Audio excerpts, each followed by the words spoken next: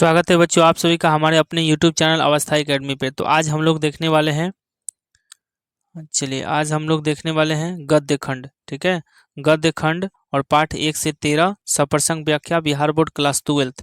तो ये हमेशा आपके क्वेश्चन लड़ेंगे ही। 4 क्वेश्चन आते हैं आपके, 2 बनाने होते हैं, 2 आते हैं कविता से, 2 आते हैं आपके कहानी से, यानी गद्य खंड और पद्य खंड से एक एक क्वेश्चन बनाने होते हैं, यानी 2 कोई भी बनाइए 8 नंबर्स के लिए। तो चलिए आपको इंपॉर्टेंस यहाँ पे मैं दे रखा हूँ, कम से कम 24 आपको सप्रसंग व्याख्या में दूंगा, बस इसी में से 2 आपके लड़ जाएंगे। पहला क्वेश्चन कि हमारी भीतरी मनोवृत्ति नए नए रंग दिखाया करती है, वह प्रपंचात्मक संसार का एक बड़ा बड़ा आईना है, जिसमें जैसी चाहो वैसी सूरत देख लेना कोई दुर्घट बात नहीं है। चलिए, प्रस्तुत पंक्तियां बालकृष्ण भट्ट द्वारा रचित बातचीत से ली गई है। बालकृष्ण भट्ट कहते हैं कि मनुष्य की भीतरी मनोवृत्ति प्रत्येक क्षण नए नए रंग दिखाती है, अर्थात उसमें नए नए विचार आते रहते हैं। वह इन प्रपंचों से पूर्ण संसार का एक बड़ा भारी आईना है, जिसमें ऐसी घटना को भी देखा जा सकता है जिसके घटित होने की आशा न हो, अर्थात हमारी भीतरी मनोवृत्ति हमें संसार के समस्त अच्छे बुरे कार्यों को अवगत कराती है तथा उसका गुण दोष है ना, ये नहीं होगा, बस इसको काट देंगे। अच्छे बुरे का कार्यों का अवगत कराती है, ये आपके हुआ। यह ध्यान रखिएगा कि सप्रसंग व्याख्या लिखने में सबसे पहले आपको प्रस्तुत से ही शुरू करनी है। प्रस्तुत किस पार्ट से लिया गया है, इसके लेखक कौन है, बस 2 मार्क्स आपको इसमें मिलेंगे। 4 मार्क्स के लिए आता है, 1 मार्क्स राइटिंग पर मिलेंगे, 3 मार्क्स हुए, और 1 नंबर आपको उचित उत्तर लिखने पर 4 मार्क्स मिलते हैं। चलिए, सच है जब तक मनुष्य बोलता नहीं उसका गुण दोष प्रकट नहीं होता। प्रस्तुत पंक्तियां लेखक बालकृष्ण भट्ट द्वारा रचित पाठ बातचीत से लिया गया है। इस निबंध के माध्यम से लेखक यह बताना चाहते हैं कि बातचीत ही एक ऐसा विशेष तरीका होता है जिसके कारण मनुष्य अपनी आपस में प्रेम से बातें कर उसका आनंद उठाते हैं, परंतु मनुष्य जब वाचाल हो जाता है, अधिक बोलता है अथवा बातचीत के दौरान अपने आप पर काबू नहीं रख पाता है, तब वह दोष है, परंतु जब वह सलीके से बातचीत करता है तो वह उसका गुण है। मनुष्य के चुप रहने के कारण उसके चरित्र का कुछ पता नहीं चलता है, परंतु वह जैसे ही कुछ बोलता है तो उसकी वाणी के माध्यम से उसके गुण और दोष प्रकट होने लगता है। थर्ड है कि जारा क्या है, मौत है, और निमोनिया से मरने वाले को मुरब्बे नहीं मिला करते। प्रस्तुत पंक्तियां उसने कहा था पाठ से ली गई है, जिसके लेखक चंद्र शर्मा गुलेरी हैं। गुलेरी जी कहते हैं कि वजीरा सिंह को पलटन का विदूषक है। गुलेरी जी कहते हैं कि वजीरा सिंह जो था वो पलटन का विदूषक है। और लहना सिंह कहता है कि अपने स्वास्थ्य की रक्षा करो, जाड़ा की ठंड मौत का कारण बन सकती है, मरने के बाद तुम्हें कुछ प्राप्त होने वाला नहीं है। यदि निमोनिया से तुम्हारी मृत्यु हो जाती है तो तुम्हें कोई मुरब्बा अथवा अन्य स्वादिष्ट वस्तु नहीं मिलेगी, जीवन का सुख फिर नहीं मिलेगा, साथ ही तुम अपने अस्तित्व को इस प्रकार समाप्त कर दोगे, अर्थात मृत्यु ही अंतिम सच्चाई है। ठीक है, चलिए, कहती हो तुम राजा हो, मेरे मुल्क को बचाने हो। प्रस्तुत पंक्ति उसने कहा था पाठ से ली गई है, जिसके लेखक चंद्र शर्मा गुलेरी हैं। यह कथन उस देश की एक महिला का है, यानी फ्रांस की एक महिला का है, जो उसके बंगले के बगीचे में जब वजीरा सिंह अथवा अन्य साथी जाते हैं तो वहां की मालकिन उक्त महिला इन लोगों को फल, दूध अथवा अन्य भोज पदार्थ देकर बहुत प्रसन्न कर देती है, तो उसके लिए उनके पैसे नहीं लेती है। उसे इस बात की प्रसन्नता होती है कि उस सैनिक है ना, उक्त सैनिक जो है उस इसके देश के जर्मन हमलावरों से रक्षा करने के लिए आए हुए हैं, अतः उन सैनिकों को अपना रक्षक मानकर उनका स्वागत सत्कार करने को तत्पर रहती है। अगला है कि मृत्यु के कुछ समय पहले ही स्मृति बहुत साफ हो जाती है, जन भर की घटनाएं एक एक करके सामने आने लगती है, सारे दृश्यों के रंग साफ हो जाते हैं, समय की धुंध बिल्कुल उन पर से हट जाती है। तो ये प्रस्तुत पंक्तियां चंद्र शर्मा गुलेरी द्वारा रचित पाठ उसने कहा था से लिया गया है। इस पंक्ति का आशय बड़ी ही भावुक है। जब लड़ाई खत्म हो जाती है तो लहना सिंह को अपने 12 वर्ष की अवस्था की याद आने लगती है। अमृतसर शहर के चौक पर दही वाले दुकान पर मिली वो 8 वर्ष की लड़की तेरी कुरमाई हो गई, धत कह देने वाली जवाब उनको बहुत याद आ रही थी। लहना सिंह जब जमादार पद पर नियुक्त हुआ था तब उस लड़की की याद उन्हें ज्यादा नहीं आ रही थी, लेकिन जब मृत्यु नजदीक आने लगती है तो सारी बातें याद बनकर आने लगती है, अर्थात सारे दृश्यों के रंग साफ होते हैं, समय की धुंध बिल्कुल उन पर से हट जाती है। अगला है छठा की, और अब घर जाओ तो कह देना कि मुझे जो उसने कहा था मैंने वो कर दिया, ये लाइन है आपके। तो प्रस्तुत पंक्ति चंद्र शर्मा गुलेरी द्वारा रचित उसने कहा था पाठ से लिया गया है। सूबेदारनी ने लहना सिंह को एक दायित्व सौंपा था कि उसके पति और बेटे की रक्षा प्राण देकर करना, प्राणों की रक्षा करना। नाना सिंह ने उन दोनों को जान बचाकर उसे पूरा किया। उसने घायल होने के बावजूद उन दोनों को गाड़ियों में भेज दिया और खुद ही वह वहां रह गया। जब सूबेदार अपने बेटे के साथ चले जाने लगे तो लहाना सिंह ने उनसे कहा कि जब घर जाओ तो सूबेदारनी से कह देना कि उसने मुझसे जो कहा था वो मैंने कर दिया। अगला है कि अगर कोई डेमोक्रेसी का दुश्मन है तो वे लोग दुश्मन हैं जो जनता के शांतिमय कार्यक्रमों में बाधा डालते हैं, उनकी गिरफ्तारियां करते हैं, उन पर लाठी चलाते हैं, गोलियां चलाते हैं। तो प्रस्तुत पंक्तियां महान समाजवादी नेता जयप्रकाश नारायण की संपूर्ण क्रांति पाठ से ली गई है। इन पंक्तियों में जयप्रकाश नारायण ने लोकतंत्र के दुश्मनों का वर्णन किया है। जयप्रकाश नारायण तत्कालीन सरकार की नीतियों की आलोचना करते हुए यह बातें कहते हैं, है ना। प्रसंग यह है कि एक पुलिस के उच्च अधिकारी ने कहा कि नाम लेना यहाँ ठीक नहीं होगा, कि मैंने दीक्षित जी के मुंह से सुना है कि जयप्रकाश नारायण नहीं होते तो बिहार जल गया होता। तब जयप्रकाश नारायण यह सोचते हैं कि यह सारा जयप्रकाश के लिए क्यों होता है। उनके नेतृत्व में यह प्रदर्शन और यह सभा होने वाली है। क्यों लोगों को रोकते हैं आप, जनता से घबराते हैं आप, जनता के आप प्रतिनिधि हैं, किसकी तरफ से शासन करने बैठे हैं आप। आपकी हिम्मत की पटना आने से लोगों को रोक ले आप। यहाँ लोकतंत्र है और लोकतंत्र में किसी भी व्यक्ति के शांतिपूर्ण सभा करने का अधिकार है। यदि सरकार यह सब करने से रोकती है तो वह सरकार के निकम्मेपन और नीचता का प्रतीक है। अगला है कि व्यक्ति से नहीं, हमें तो नीतियों से झगड़ा है, सिद्धांतों से झगड़ा है, कार्यों से झगड़ा है। तो प्रस्तुत पंक्तियां जो जयप्रकाश नारायण द्वारा रचित भाषण संपूर्ण क्रांति से लिया गया है। आंदोलन के समय जयप्रकाश नारायण के कुछ ऐसे मित्र थे जो चाहते थे कि जेपी और इंदिरा जी में मेल मिलाप हो जाए। इसी प्रसंग में जेपी ने कहा है कि उनका किसी व्यक्ति से झगड़ा नहीं है, चाहे वह इंदिरा जी हो या कोई और। उन्हें तो नीतियों से झगड़ा है, सिद्धांतों से झगड़ा है, कार्यों से झगड़ा है। जो कार्य गलत होंगे, जो नीति गलत होगी, जो सिद्धांत गलत होंगे, चाहे वह कोई भी करे, वे विरोध करेंगे। आगे, प्रत्येक पत्नी अपने पति को उसी दृष्टि से देखती है जिस दृष्टि से लता अपने वृक्ष को देखती है। तो प्रस्तुत पंक्तियां अर्धनारीश्वर पाठ से ली गई, जिसके लेखक रामधारी सिंह दिनकर हैं। इस प्रसंग के द्वारा कवि यह कहते हैं कि नारी स्वयं को इतना कोमल और कमजोर बना लिया है कि वह नर पर पूर्ण रूप से आश्रित हो गई है। जिस तरह वृक्ष के अधीन उसकी लता होती है, उसी तरह पत्नी भी पुरुष के अधीन हो गई है, वह पुरुष के पराधीन है। इसी कारण नारी का अस्तित्व भी संकट में पड़ गया है। वह अपना अस्तित्व खोती जा रही है। उसका सुख और दुख, प्रतिष्ठा और अप्रतिष्ठा, यहाँ तक कि जीवन और मरण भी पुरुष की मर्जी पर टिक गया है। नारी का सारा जीवन उसके पति अर्थात पुरुष पर की इच्छा पर जा रुका है। वह अपने पति को अपना भगवान मान बैठी है, जैसे ही उसके पति उसका कर्मदाता हो। नारियों ने अपनी पति को अपना बैसाखी मान लिया है, जिसके सहारे वह अपनी नैया पार लगाएगी। चलिए आगे, जिस पुरुष में नारीत्व नहीं वो अपूर्ण है। प्रस्तुत पंक्तियां अर्धनारीश्वर पाठ से ली गई, जिसके लेखक रामधारी सिंह दिनकर है। ठीक है ना। इस पंक्ति के माध्यम से लेखक यह बताना चाहते हैं कि जिस पुरुष में नारी का गुण नहीं होता है वह अपूर्ण होता है। नारी में दया, माया, सहिष्णुता और भीरुता जैसे स्त्रियोचित गुण होते हैं। इन गुणों के कारण नारी विनाश से बची रहती है। यदि नारी के ये सभी गुण पुरुष अपना लेता है तो वह पूर्ण हो जाता है ना। ईश्वर ने नारी और नर को समान बनाया है, सिर्फ उनके गुणों में अंतर है। आगे, जिसे भी पुरुष अपना कर्म क्षेत्र मानता है वह नारी का भी कर्म क्षेत्र कैसे। तो प्रस्तुत पंक्तियां अर्धनारीश्वर पाठ से ली गई, जिसके लेखक रामधारी सिंह दिनकर है। दिनकर जी कहते हैं कि ईश्वर ने नर और नारी को समान रूप से बनाया है। उसने नर नारी के कर्म क्षेत्र को नहीं बांटा है। नर नारी एक दूसरे के पूरक हैं। इस संसार में नर नारी के जीवन का उद्देश्य एक ही है। जीवन का संचालन में नारी का भी अपना हिस्सा है और वह हिस्सा घर तक ही सीमित नहीं है, बाहर भी है। आज के युग में नारियों को हर क्षेत्र में कार्य मिल रहा है और यह कार्य काफी समझदारी के साथ कर रही है। वह ये कार्य उतनी ही मजबूती के साथ करती है जितनी मजबूती के साथ पुरुष भी करते हैं। ये भेद भाव समाज ने बनाया है, अतः हम कह सकते हैं पुरुष जिसे अपना कर्म क्षेत्र मानता है वह नारी का भी कर्म क्षेत्र है।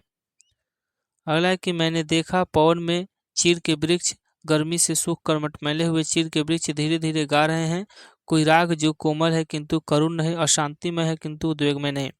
तो प्रस्तुत पंक्तियां रोज कहानी से ली गई, जिसके लेखक सच्चिदानंद हीरानंद वासन नगैया जी हैं। इन पंक्ति के माध्यम से लेखक बताते हैं कि दिन एक रात करीब 10:30 बज रहे थे। मालती खाना खा रही थी, वह अपने कुछ विचारों में डूबी हुई थी। लेखक आकाश की ओर देख रहे थे। पूर्णिमा की रात थी, लेखक आकाश में देख रहे थे। लेखक अपने बहुत सारे सुखद में यादों को याद कर रहे थे, लेकिन दुख की बात यह है कि वह सुख मालती के लिए नहीं था। मालती ने वह सब कुछ नहीं देखा। मालती का जीवन अपनी रोज की नियमित गति से चलते जा रहा था, एक पल के लिए रुकने को तैयार नहीं था। याद रखेंगे। चलिए अगला 13 क्वेश्चन देखते हैं। इस समय मैं यही सोच रहा था कि वही उद्धत और चंचल मालती आज कितनी सीधी हो गई है, कितनी शांत और एक अखबार के टुकड़े को तरसती है। यह क्या है यह? तो प्रस्तुत पंक्तियां रोज कहानी से ली गई है, जिसके लेखक अज्ञा जी हैं। इन पंक्ति के माध्यम से लेखक बताना चाहते हैं कि जब वह बचपन में मालती के साथ पढ़ते थे तो मालती पढ़ाई नहीं कर पाने के लिए पीटा जाती थी। एक बार मालती के लिए उसके पिताजी ने उसे एक पुस्तक ला कर दी और कहा कि रोज पढ़ा करो, नहीं तो मार मार कर चमड़ी उधेड़ दूंगा। मालती ने उसके पढ़ने के बजाय उसके पन्ने फाड़कर फेंकने लगी थी और पिताजी ने पूछा कि सब किताब समाप्त कर ली? तो मालती बोली कि हाँ कर ली। पिताजी ने कहा पुस्तक का प्रश्न पूछता हूँ, तो वह चुपचाप खड़ी रही। फिर पिताजी के पूछने पर बोली कि यह किताब मैंने फाड़ दी, मैं नहीं पढ़ूंगी। उसके बाद वह पीटी। पर बात अलग है। लेखक यह सोच रहा था कि मालती जिसकी बचपन की ये हरकत थे, अब वह अखबार के टुकड़े के लिए तरसती है, क्योंकि एक दिन महेश्वर अखबार के पन्ने में आम लपेट कर लाया था।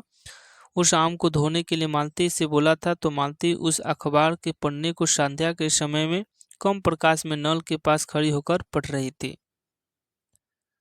आगे देखेंगे। 3 बज गए, 4 बज गए, 11 बज गए। आइए इसका सप्रसंग व्याख्या जानते हैं। 3 बज गए, 4 बज गए, 11 बज गए। तो प्रस्तुत पंक्तियां रोज कहानी से ली गई, जिसके लेखक अज्ञा जी हैं। इससे यह स्पष्ट होता है कि मालती हर समय घंटा गिनती रहती थी, क्योंकि अकेले रहने के कारण समय काटे नहीं कटता। बच्चे को संभालने के साथ ही उसे घर का भी सारा काम करना होता था। घर में नौकर नहीं है, बर्तन मांजने, कपड़ा धोना, भोजन बनाने का काम सब वही करती है। घंटा बजने पर उसकी दो ही मालकिन रहती है, कि पहली यह कि चलो अब इतना समय बीत गया, और दूसरा यह कि चलो अब काम कर लो। हर घंटा की गिनना उसको आभास करता है कि अब वह इतना समय ही बीत में हो गया हो, है ना। आभास करता है कि अब इतना समय में बीत गया। मैं आपको बताना चाहता हूं कि विपत्तियां व्यक्ति को पूर्ण बनाने वाली होती है। तो प्रस्तुत पंक्तियां, है ना, एक लेख और एक पत्र से ली गई, जिसके लेखक भगत सिंह है। भगत सिंह का मानना है कि विपत्तियां मनुष्य को पूर्ण बनाती है, अर्थात मनुष्य सुख की स्थिति में तो बड़े ही आराम से रहता है, लेकिन जब उस पर कोई दुख आता है तो वह उसे दूर करने का प्रयास करता है, जिससे उसका ज्ञान तथा कार्य क्षमता बढ़ती है और वह पूर्णतः पूर्ण हो जाता है। वसुंधरा भोगी मानव और धर्मांध मानव एक ही सिक्के के दो पहलू है। तो प्रस्तुत पंक्तियां विद्वान लेखक जगदीश चंद्र माथुर जी के द्वारा लिखा गया ओ सादा नीरा पाठ से लिया गया है। लेखक इस पंक्ति के माध्यम से बताना चाहते हैं कि पृथ्वी पर सुख भोगने वाला मानव और धर्म के अंधे की तरह अनुकरण करने का भाव रखने वाला मानव जिस प्रकार विशाल जंगलों को काट दिया, उसी प्रकार मूर्तियों को भी नष्ट कर दिया। साथ ही साथ कई धर्म स्थलों को तोड़ा, अर्थात मानव को जिससे सुख मिलता है वह उसी को नष्ट करता है। अगला है कि कैसी है चंपारण की भूमि, मानव विस्मृति के हाथों अपनी बड़ी से बड़ी निधियों को सौंपने के लिए प्रस्तुत कर रही हो। तो प्रस्तुत पंक्तियां जगदीश चंद्र माथुर के द्वारा रचित निबंध ओ सादा नीरा पाठ से लिया गया है। लेखक इस पंक्ति के माध्यम से चंपारण की भूमि का गुणगान किया। उन्होंने कहा है कि यह भूमि महान है, यहाँ अनेक बाहरी व्यक्ति आए एवं कई आक्रमणकारी भी आए। उन्होंने या तो इस पावन भूमि को क्षति पहुंचाए या आकर बस गए, किंतु धन्य है इस भूमि की सहनशीलता एवं उदारता, जो इतने अत्याचार होते हुए भी अपनी भला और सबको भला दिया और क्षमा कर दिया। आगे है कि नहीं फौजी वहां लड़ने के लिए वे नहीं भाग सकते, जो फौज छोड़कर भागता है उसे गोली मार दी जाती है।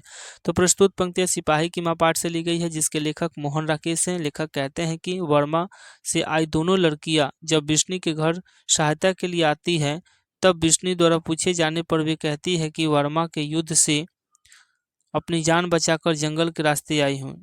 जल मार्ग से आने वाले जहाजों को दुश्मन फौज द्वारा नष्ट कर दिया जाता है।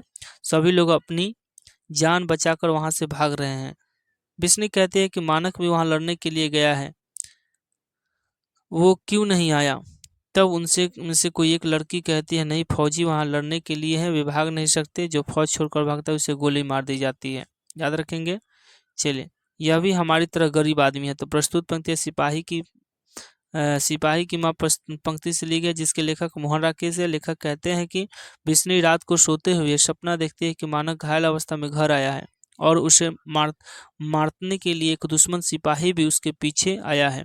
बिस्नी मानक को पानी देती है। बिस्नी दुश्मन सिपाही से मानक को नहीं मारने के लिए कहती है। सिपाही मानक को वहशी और जानवर कहता है। मानक सिपाही को मारने के लिए बंदूक उठाता है। बिस्नी उसे ऐसा करने से रोकती है और कहती है, मानक तू इसे नहीं मारेगा, यह भी हमारी तरह गरीब आदमी है। इसकी भी माँ इसके पीछे रो रो कर पागल हो गई होगी। आगे, कितने क्रूर समाज में रह रहे हैं हम, जहाँ श्रम का कोई मोल नहीं बल्कि निर्धनता को बरकरार रखने का षड्यंत्र ही था यह सब। तो प्रस्तुत पंक्तियां, आइए देखते हैं इसका उत्तर। प्रस्तुत पंक्तियां दलित आंदोलन के सुप्रसिद्ध लेखक ओम प्रकाश वाल्मीकि द्वारा रचित आत्मकथा जूठन से ली गई है। ठीक है, लेखक ने यहाँ समाज की विद्युतताओं पर कटाक्ष किया है, यानी समाज की बुराइयों पर कटाक्ष किया है। लेखक के पूरे परिवार द्वारा मेहनत और परिश्रम से कार्य किए जाने के बावजूद भी उन्हें 2 वक्त की रोटी नसीब नहीं होती थी। रोटी की बात कौन कहे, जूठन नसीब होना भी मुश्किल था। विद्यालय का हेडमास्टर चूहड़े के बेटे को विद्यालय में पढ़ाना नहीं चाहता है। उसका खानदानी काम ही उसके लिए है। चूहड़े का बेटा है लेखक, इसलिए पत्तलों का जूठन ही उसका निवाला है। एक संस्मरण लेखक यहाँ प्रस्तुत करता है कि मरे हुए पशुओं को उठाना भी बड़ा ही कठिन कार्य रहता है। उसके अगले पिछले पैरों को रस्सी में बांधकर बांस की मोटी मोटी बाहियों से उठाना पड़ता था। लेखक इतने परिश्रम काम करने के बदले में मात्र 10-15 रुपये हाथ में आने की बात कहता है। इस प्रकार से कठिन श्रम से इतनी आमदनी होना समाज की क्रूरता नहीं तो और क्या है। लेखक के अनुसार यहाँ श्रम का कोई मोल नहीं, श्रम का पारिश्रमिक के बराबर है, न के बराबर है। लेखक इसे निर्धनता के प्रति एक षड्यंत्र मानते हैं।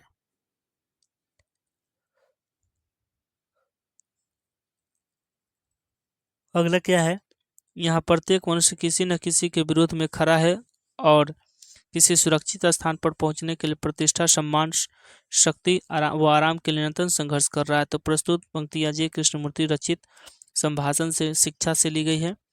इसमें संभाषण में कहना चाहते हैं कि हमने ऐसे समाज का निर्माण कर रखा है जहां प्रत्येक व्यक्ति एक दूसरे का विरोध में खड़ा है। चूंकि यह व्यवस्था इतनी जटिल है कि वह शोषक और शोषित वर्ग में बट गया है। मनुष्य के द्वारा मनुष्य का शोषण हो रहा है, एक दूसरे पर वर्चस्व के लिए आपस में हो रहा है। यह पूरा विश्व ही अंतहीन युद्धों में जकड़ा हुआ है। इसके मार्गदर्शक राजनीतिक बने हैं जो सतत शक्ति की खोज में लगे हैं। यह दुनिया वकीलों, सिपाहियों और सैनिकों की दुनिया है। यह उन महत्वाकांक्षी स्त्री पुरुषों की दुनिया है जो प्रतिष्ठा के पीछे दौड़े जा रहे हैं और इसे पाने के लिए एक दूसरे के साथ संघर्षरत है।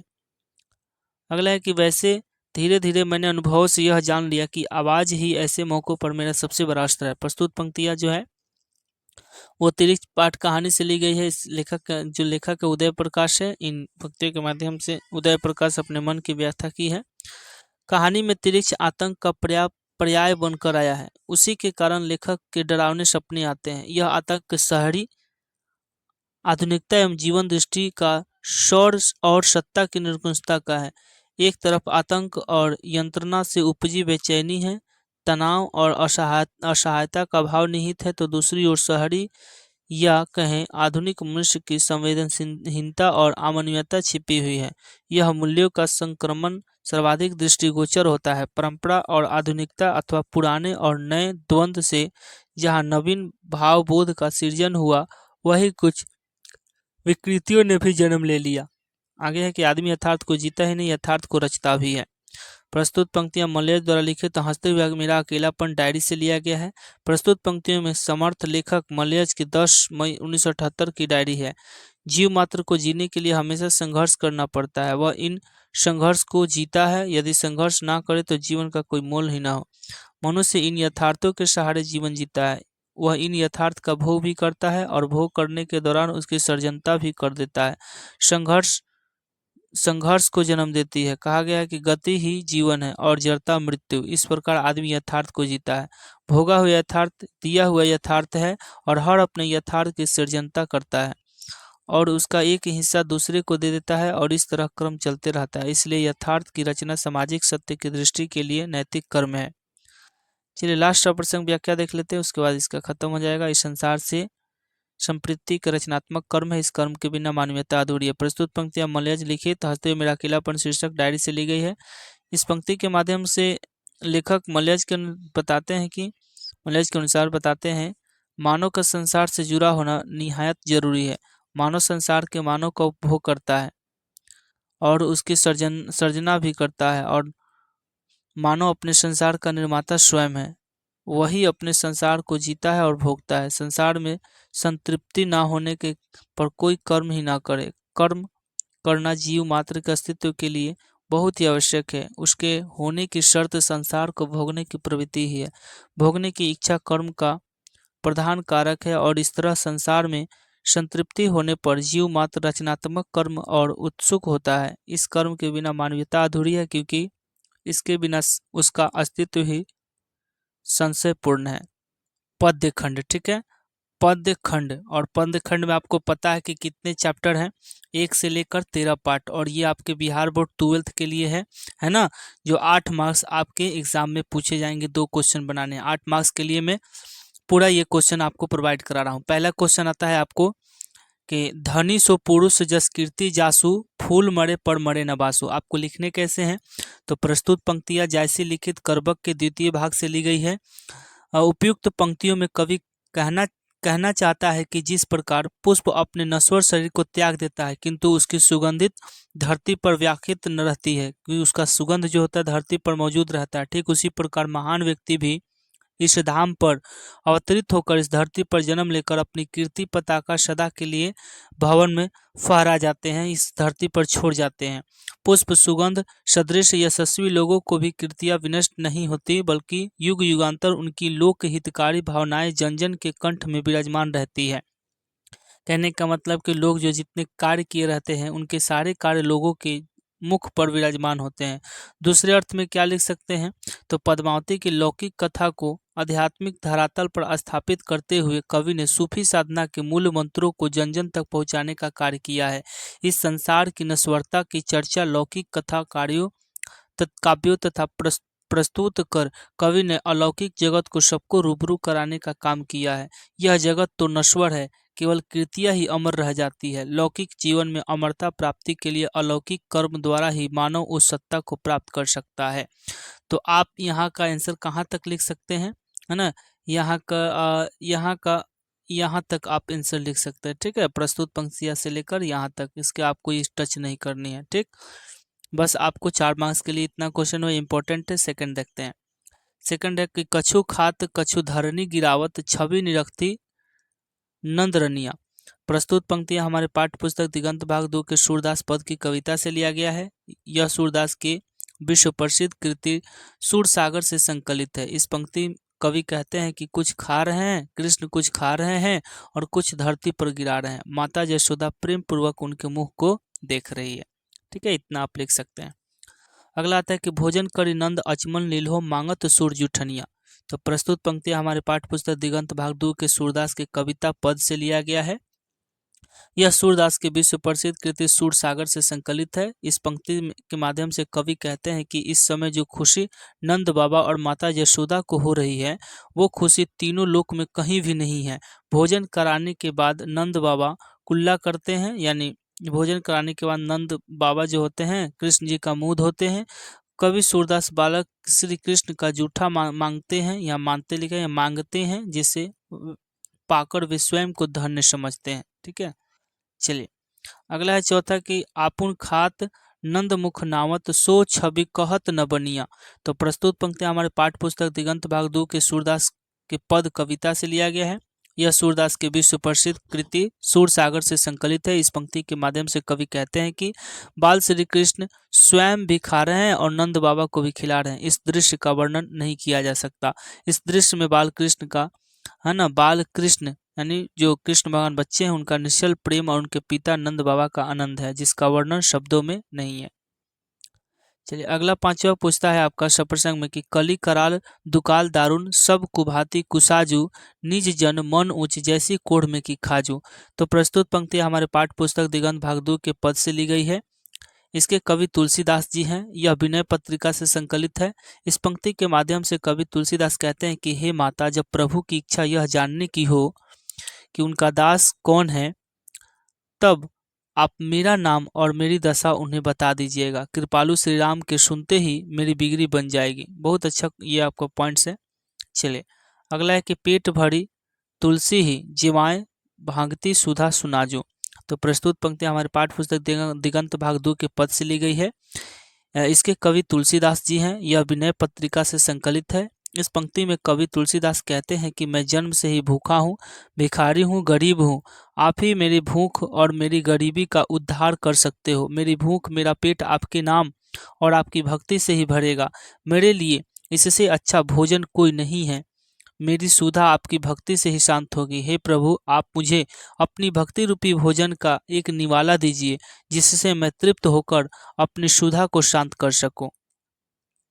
अगला क्वेश्चन पूछता है कि नाम ले उदर भरे एक प्रभु दासी दास कहाई।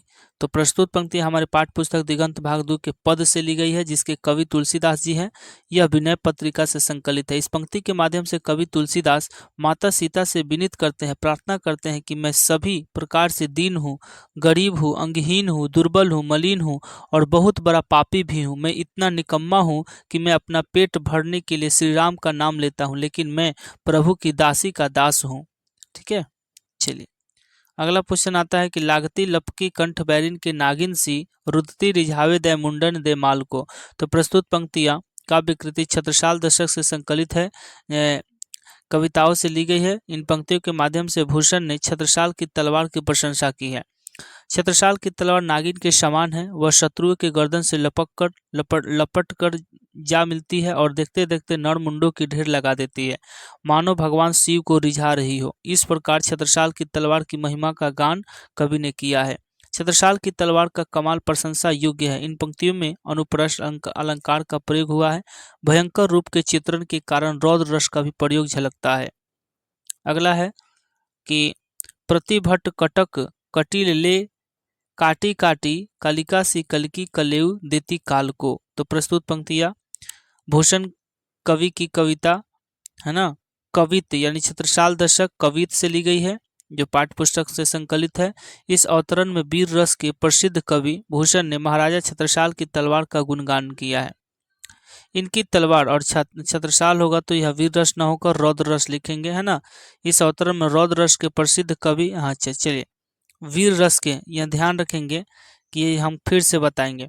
भूषण ने जो कविता लिखी है वो कविता लिखी है कवित, और कवित में दो राजाओं का वखान किया है इन्होंने, एक राजा छत्रसाल का और एक राजा शिवाजी का। ठीक है, तो छत्रसाल में आपको कौन सा रौद्र रस दिए हैं, तो रौद्र रस 9 होते हैं, रस पाठ में आपको पढ़ने हैं। तो छत्रसाल में जो आपके रस है वो है रौद्र रस, और जो शिवाजी के कविता में जो रस है वो है वीर रस। और ये भी पॉइंट्स याद रखेंगे कि जो भूषण जी हैं, भूषण वो मुख्यतः वीर रस के लिए प्रसिद्ध है। ठीक है, तो आइए जानते हैं कि क्वेश्चन है प्रतिभट कटक कटिले काटी काटी कलिका सी कलकी कलेयु देती काल को। प्रस्तुत पंक्तियां भूषण कवि की कविता है ना, आप कवि द्वारा ली गई है, जो पाठ्य पुस्तक में संकलित है। इस अवतरण में वीर रस के प्रसिद्ध कवि भूषण ने महाराजा छत्रसाल की तलवारों का गुणगान किया है। इस तलवार की क्या क्या विशेषताएं है ना, इस तलवार की क्या क्या विशेषताएं हैं, जो इस प्रकार हैं। इन पंक्तियों में कवि के कहने का भाव यह है कि छत्रसाल बुंदेल की तलवार इतने तेज धार वाली है कि पल भर में ही शत्रुओं को गाजर मूली की तरह काट काट कर समाप्त कर देती है, साथ ही काल को भोजन भी प्रदान करती है। यह तलवार साक्षात काली माता के समान है। वैसा ही रौद्र रूप छत्रसाल की तलवार भी धारण कर लेती है ना। और इस कविता में यहाँ अनुप्रास और उपमा की छटा निकलते, ये पॉइंट नहीं लिखता है, लिखने हैं आपको, यहीं तक आपको याद करने हैं। आगे, आज दिशाएं भी हंसती है उल्लास विश्व पर छाया, है ना, मेरा खोया हुआ खिलौना अब तक मेरे पास ना आया। तो प्रस्तुत पंक्तियां पुत्र वियोग से ली गई है, जिसके लेखिका सुभद्रा कुमारी चौहान है। लेखिका कहती है कि आज सभी दिशाएं पुलकित है, सभी जगह प्रसन्नता छाई हुई है, सारे विश्व में उल्लास का वातावरण है, किंतु मेरा खोया हुआ खिलौना अब तक मुझे प्राप्त नहीं हुआ। अर्थात कवित्री के पुत्र का निधन हो गया है, इस प्रकार वह उनसे छिन गया है। यह उसकी व्यक्तिगत क्षति है। विश्व के अन्य लोग हर्षित है, खुशहाल हैं, सभी दिशाएं भी है ना उल्लासित दिख रही है, किंतु कवित्री ने अपना बेटा खो दिया है। उसकी मृत्यु हो चुकी है। वह उद्विग्नी है, शोक विह्वल है। अपनी असंयमित मनोदशा में वह बेटा के वापस आने की प्रतीक्षा करती है और नहीं लौटकर आने का निराश हो जाती है ना, और नहीं लौटता है तो वह निराश हो जाती है। इस प्रकार इस पॉइंट का अर्थ हुआ। आगे, भाई बहन भूल सकते हैं, पिता भले ही तुम्हें भुलावे, किंतु रात दिन की साथिन माँ कैसे अपना मन समझावे। तो प्रस्तुत पंक्तियां पुत्र वियोग नामक पाठ से ली गई, जिसके लेखिका सुभद्रा कुमारी चौहान है। लेखिका कहती हैं कि भाई तथा बहन अपने भाई को भूल सकते हैं, पिता भी अपने बेटे को भूल सकता है, पर उसकी माता ममतामयी माँ जो सदैव उसके पास रहती है, गोद में लेकर मन बहलाती है, उसको सुलाने के लिए लोरी गीत सुनाती है, वह माँ अपने बेटा को नहीं भूल सकती है। वह तो सदैव एक सच्चे साथी के समान उसके पास सदैव रहती है, उसको दिन रात गोदी में लेकर मन बहलाती है। अतः वे बेटा को मौत के बाद अपने मन को कैसे समझाए, है ना। चलिए अगला है कि पवन के प्राचीर में रुक, जला जीवन जा रहा झुक, इस झुलस विश्व वन की मैं कुसुम रात रे मन। प्रस्तुत पंक्तियां पाठ्य पुस्तक दिगंत भाग 2 के तुमुल कुलाहल कलह से ली गई है। यह कविता महाकाव्य कामायनी का एक अंश है। इसके कवि जयशंकर प्रसाद जी हैं। इन पंक्तियों में कवि कहते हैं कि पवन जब ऊंची चार दीवारी में बंद होकर रुक जाता है, जल कर झुलस कर जब मनुष्य जीवन अपने परिस्थितियों के आगे झुक जाता है, रे मन में इस झुलसते विश्व में, इस निराशा रूपी वन में एक बसंत ऋतु की रात की तरह हूँ, जिसमें उम्मीद में फूल खिलते हैं। चलिए अगला पूरब पश्चिम से आते हैं। नर नंगे बुचे नर कंकाल, सिंहासन पर बैठा उसके तमगे कौन लगाता है। तो प्रस्तुत पंक्तियां पाठ्य पुस्तक भाग 2 अधिनायक कविता से ली गई है। यह एक व्यंग कविता है। यह कविता के कवि रघुवीर सहाय के संग्रह आत्महत्या के विरुद्ध से ली गई है। इन पंक्तियों में कवि कहते हैं कि पूरब पश्चिम अर्थात सभी दिशाओं से राष्ट्रीय त्योहारों पर गरीब जनता नंगे पांव आती है। उन्हें देखकर ऐसा लगता है जैसे वे नर कंकाल हो। सिंहासन पर बैठाकर उनके यानी गरीब जनता को, है ना, तमगे लगवाने वाला वह कौन है, मतलब कि मेडल कहने का मतलब सिफारिश कराने वाला कौन है। आगे आगे देखेंगे। अगला है कि आशा में लाल लाल किरणों से अंधकार चीरता सा मित्र का स्वर्ग एक, जंजन का चेहरा एक। प्रस्तुत पंक्तियां जंजन का चेहरा एक से लिया गया, जिसके लेखक गजानन माधव मुक्तिबोध है। लेखक कहते हैं कि आशा से परिपूर्ण लाल लाल किरणों से अंधकार को चीरता हुआ मित्र का एक स्वर्ग है, वह जंजन का मित्र है। कवि के कहने का अर्थ यह है कि सूर्य को लाल किरणें अंधकार का नाश करते हुए मित्र के स्वर्ग के समान है। समस्त मानव समुदाय का वह मित्र है। विशेष अर्थ यह प्रतीत होता है कि विश्व के तमाम देशों में संघर्षरत जनता जो अपने अधिकारों की प्राप्ति, न्याय, शांति एवं बंधुत्व के लिए प्रयत्नशील है, उसे आशा की मनोहारी किरणें स्वर्ग के आनंद के समान दृष्टिगोचर हो रही है। अगला है कि एशिया के, यूरोप के, अमेरिका के भिन्न भिन्न वास स्थान, भौगोलिक ऐतिहासिक बंधनों के बावजूद सभी और हिंदुस्तान, सभी और हिंदुस्तान, ये पॉइंट पूछता है। तो प्रस्तुत पंक्तियां जंजन का चेहरा एक से लिया गया, जिसके लेखक गजानन माधव मुक्तिबोध है। लेखक कहते हैं कि भौगोलिक तथा ऐतिहासिक बंधनों में बंधे रहने के बावजूद एशिया, यूरोप, अमेरिका आदि जो विभिन्न स्थानों से अवस्थित है, केवल हिंदुस्तान के ही शोहरत है। इसका आशय है कि एशिया, यूरोप, अमेरिका आदि विभिन्न महादेशों में भारत की गौरवशाली तथा बहुरंगी परंपरा की धूम है। सर्वत्र हिंदुस्तान की सराहना है। भारत विश्व बंधुत्व, मानवता, सौहार्द, करुणा, सच्ची मित्रता आदि मनोवांछित गुणों तथा संस्कारों की प्रेरणा है। अतः संपूर्ण विश्व की जगह आशा तथा दृढ़ विश्वास के साथ इसकी ओर निहार रहे हैं। आगे कि हर वो आदमी जो मेहनत कश लोहा है, हर वो औरत दबी सताई बोझ उठाने वाली लोहा है। तो प्रस्तुत पंक्तियां दिगंत भाग 2 के कविता प्यारे नन्हे बेटे से ली गई, जिसके लेखक विनोद कुमार शुक्ल हैं।